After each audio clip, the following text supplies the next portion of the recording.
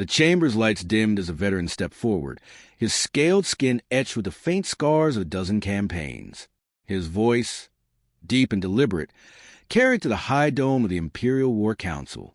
The counselors, draped in ceremonial silks and metals, watched him with a mix of impatience and disdain. Few among them had ever seen real combat. Fewer still had survived it. He spoke without flourish, his words cutting into the air like steel. He described a world far from the Empire's shining core, a blue sphere circling an unremarkable yellow star. The campaign had been simple on paper. Pacify a colony, subdue resistance, and claim resources. The locals were not unknown to the Empire. Their species, self-named humans, had been encountered before in scattered outposts, often backward in technology but quick to learn. The Empire's military analysis had categorized them as a Tier 3 emergent race, barely post-industrial, disorganized, and prone to emotional decision-making. His unit had landed in force, armored, disciplined, and confident. The men fought, yes, but they fell in line with predictable patterns. The women, however, his voice caught, were something else entirely. They did not break under fire. They did not surrender when outnumbered. They adapted in ways no doctrine accounted for, using whatever lay at hand as weapons, bait, or distraction. They turned environmental hazards against his soldiers with a cruelty that was methodical rather than desperate. In less than a cycle, his force had gone from secure occupation to desperate retreat, bleeding numbers by the hour. There were no conventional battle lines, only traps, ambushes, and a pervasive sense of being hunted. Even after extraction, his ships carried the stench of burned armor and fear. He ended with the words that had been burned into him the day he watched an entire armored column vanish into a canyon rigged with explosives scavenged from agricultural machinery. Never, ever attack Earth's women. You will not live to regret it, because you will not live at all. The chamber was silent for a moment, the weight of his tone briefly overriding the arrogance in the room. Then the scoffing began. A senior counselor, her crest feathers gleaming, dismissed him with a wave, calling his story a convenient excuse for a failed commander. Others laughed openly, framing his account as the ramblings of a soldier broken by an unremarkable skirmish. They leaned on statistical models and projection algorithms, each insisting that Earth posed no strategic challenge. The veteran's jaw tightened, but he said no more. The War Council's attention turned to more serious matters: fleet deployments, taxation schedules, an inevitable question of what to do with the Sol system. The Empire had reasons beyond pride. Their expansion into the Orion Spur had brought them to the edges of human space. Surveys revealed the Sol system's third planet was rich in critical resources, rare isotopes, heavy metals, and vast biological reserves. Its position was tactically enviable, a bridge between warp lanes that could shorten travel times for trade and military fleets. The human governments were fragmented by design, each wary of the other's ambitions. To the counselors, this was an invitation, a chance to absorb a potentially useful species before it became a threat. The veteran's warning, repeated once in the official record, was quickly buried beneath more palatable intelligence reports. A delegation was dispatched to Earth under the guise of diplomacy. The Empire's envoys arrived in orbit aboard a gleaming cruiser, transmitting scripted messages of mutual benefit and prosperous integration. The reception took place in a grand hall built from stone and glass, the flags of many nations lining the walls. Human representatives greeted them with smiles and carefully chosen words. They listened more than they spoke. They offered trade agreements, scientific exchanges, and joint exploration ventures. Their demeanor was neither submissive nor openly defiant. The ambassador from the Empire interpreted this as timidity, a reluctance to engage in hard bargaining. In his private report to the Council, he described the humans as cautious and primitive, still tethered to outdated ideas of sovereignty. Yet beneath the polite exchanges, small signals passed unnoticed by the alien delegation.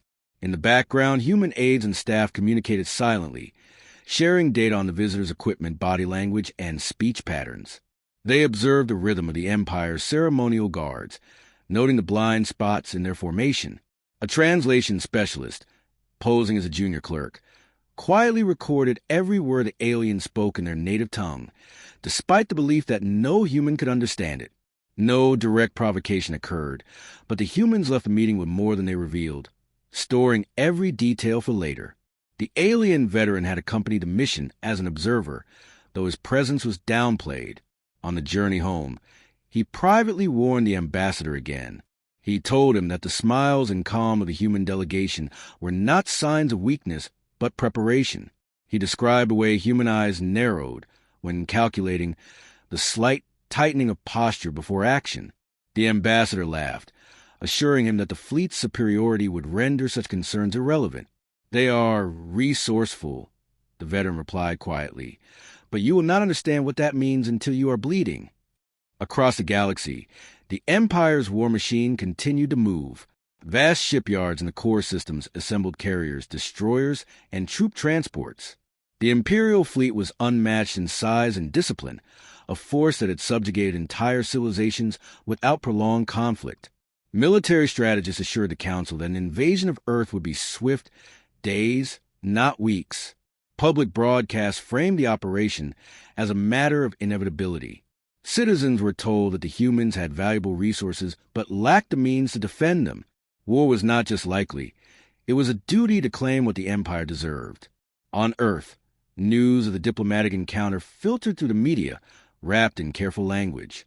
Governments made no public mention of impending conflict, but certain sectors moved quietly into readiness. Civil defense protocols were reviewed. Networks of private communication channels began humming with encrypted messages. In rural regions and dense urban centers alike, certain communities began stockpiling supplies, tools, and unregistered equipment.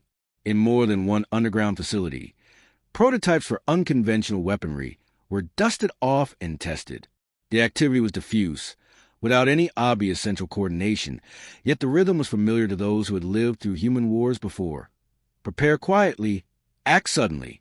The War Council convened for the final decision. The Hawks, those who believed in total dominance, argued that delay would only allow humans to grow stronger. They insisted that a sharp, overwhelming strike would crush both military and civilian will.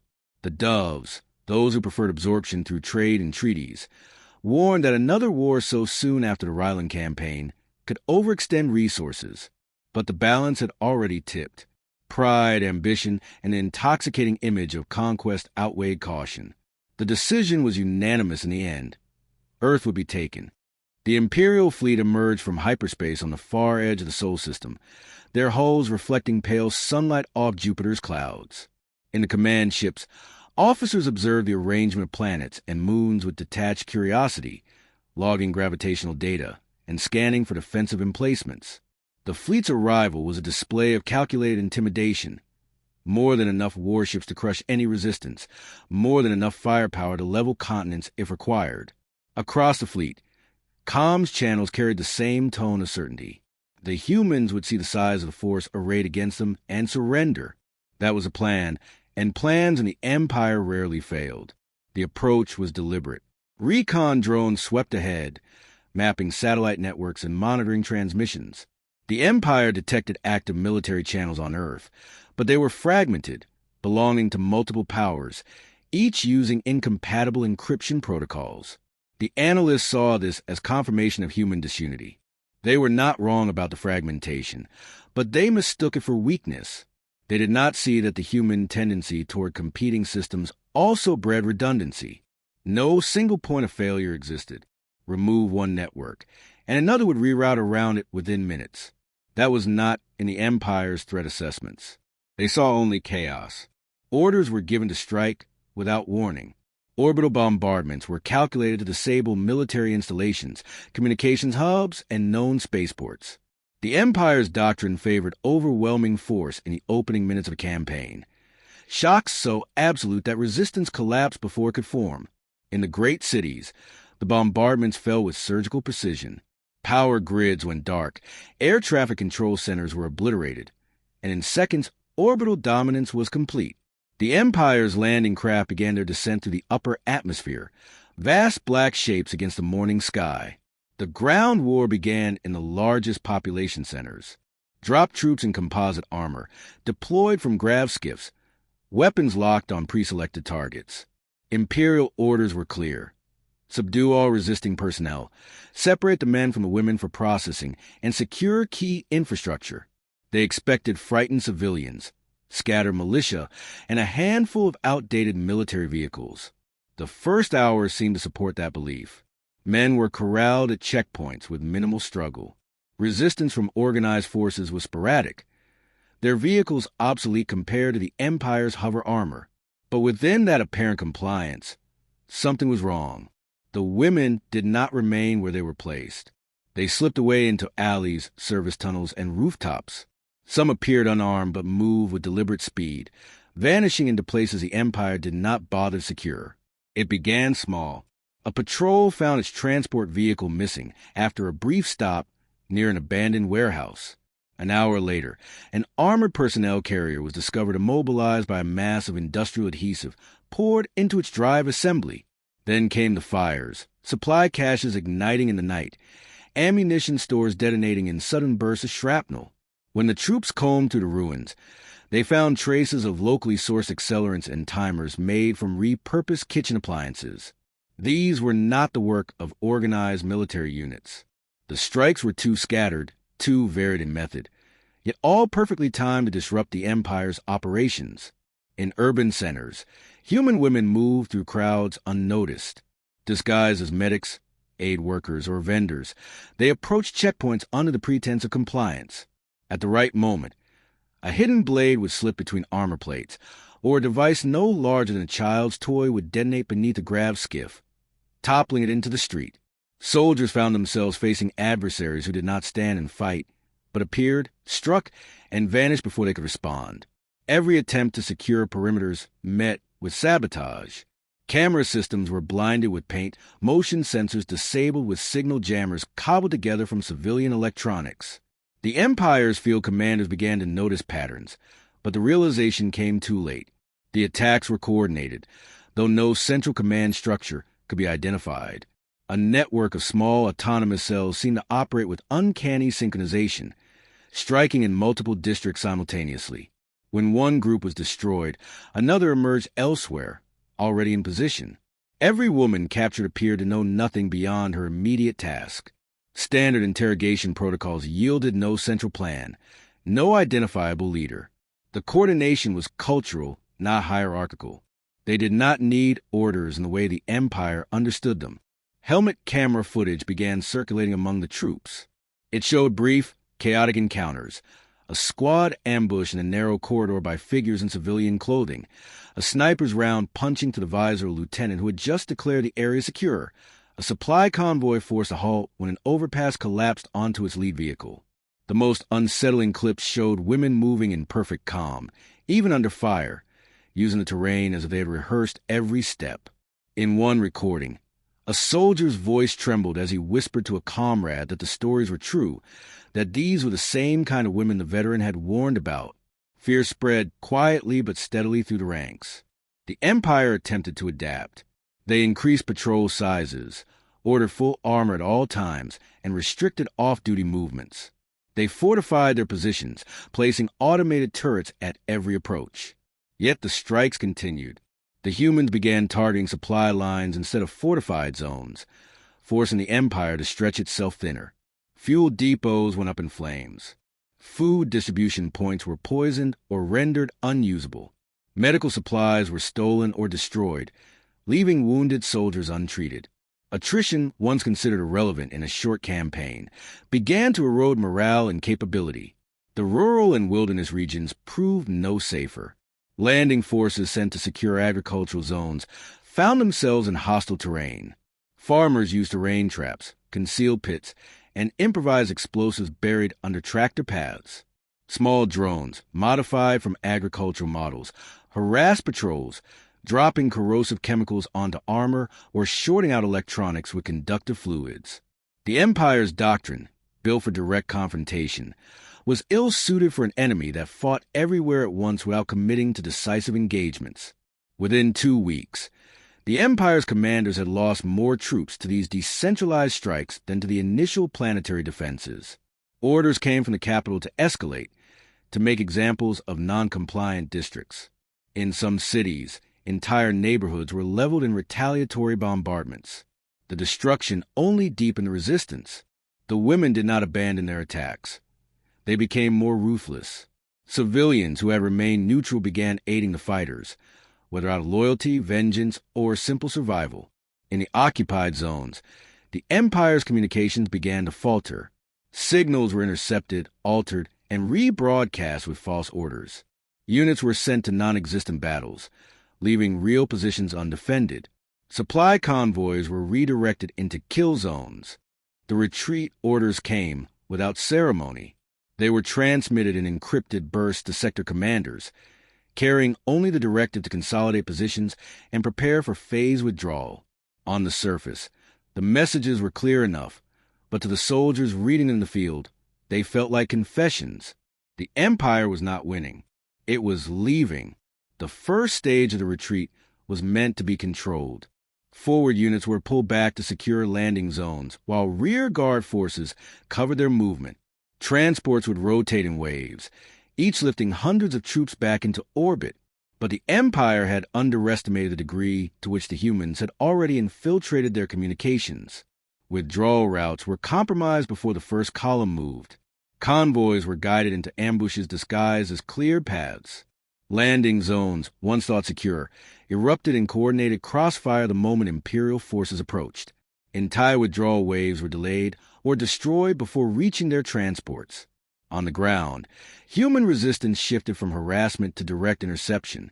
Small strike teams, many composed entirely of women, moved ahead of retreating units to set traps along every possible escape corridor. They collapsed bridges, mined choke points, and disabled transport craft before they could lift off.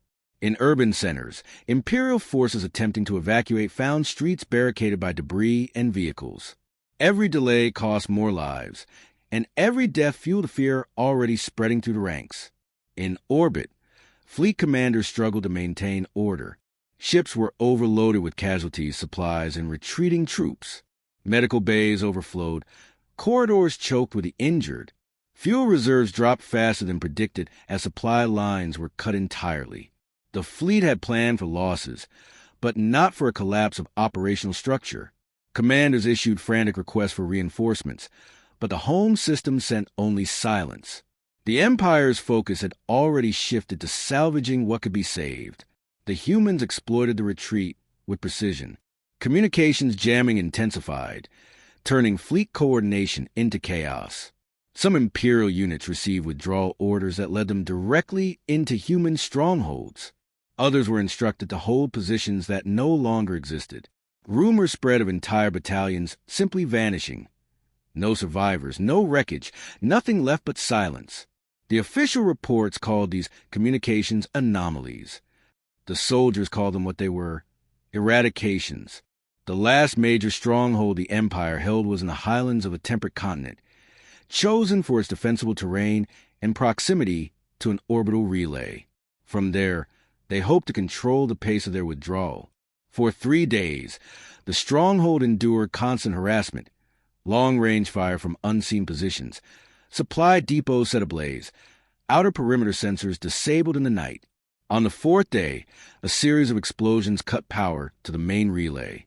The Empire scrambled to restore it, but the outage lasted long enough for human strike teams to breach the perimeter. By the time the power returned, the control towers were burning. The Highland position was abandoned that same night, its defenders retreating in fragmented groups, many of which never reached orbit. The human counteroffensive escalated in the final week. Without warning, civilian-looking craft began attacking orbital transports during their ascent. These were not military ships by design. They were retrofitted cargo haulers, shuttles, and even atmospheric research vessels, each modified to carry improvised weapons. They darted in close, too fast and too small for heavy guns to track effectively, unleashing volleys of explosives and electromagnetic pulses that crippled Imperial transports mid-flight. Stranded troops were left on the surface as the fleet prioritized saving ships over saving men. In space, the Empire's once perfect formation dissolved into a scatter of isolated vessels, each fighting to survive its own engagement. Coordinated human attacks targeted fleet logistics. Fuel tankers and ammunition carriers were destroyed first, forcing combat ships to either retreat or risk running dry. Human ships never sought head-to-head confrontation with the Empire's largest vessels. They simply starved them of what they needed to fight. Once the biggest ships were immobile, smaller craft swarmed them, stripping their hulls and disabling their systems piece by piece. One of the Empire's most feared ground commanders, a veteran of multiple planetary conquests, was captured alive during an attempted breakout from a besieged landing zone. Imperial records later classified the circumstances as unknown, but eyewitnesses reported that her capture was a result of a feigned retreat by human forces, luring her and her escort into a narrow valley. The entire escort was destroyed in minutes, their equipment salvaged and redistributed before Imperial reinforcements could respond. The commander was not executed. Instead, she was released days later in a disabled shuttle that drifted into the fleet's perimeter. She carried no message except the silence of her return, but her presence was enough to confirm the truth. The humans were choosing who lived to tell the story.